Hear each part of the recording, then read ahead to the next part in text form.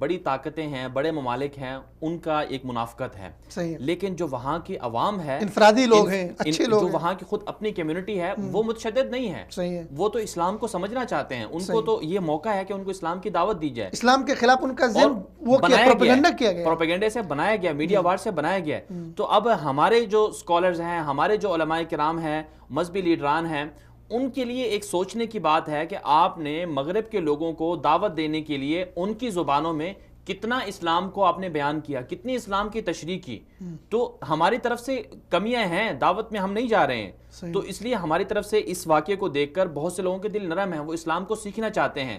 Social media پر، YouTube پر ایسے کتنے scholars ہیں جن کے اسلام کے حوالے سے جو لوگوں کے اعتراضات کے جوابات دیتے ہوں وہ انہی کی زبانوں میں دیتے ہوں۔ آپ کے پاس سے انگلش دنیا کی ایک بڑی زبان ہے، اس میں کتنے اسکالرز ہیں جو لوگوں کو، وہاں کے لوگوں کو سمجھاتے ہوں۔ اسی طرح ڈچ ایک بڑی زبان ہے، اور اس کے ساتھ ساتھ فرانچ ایک بڑی زبان ہے۔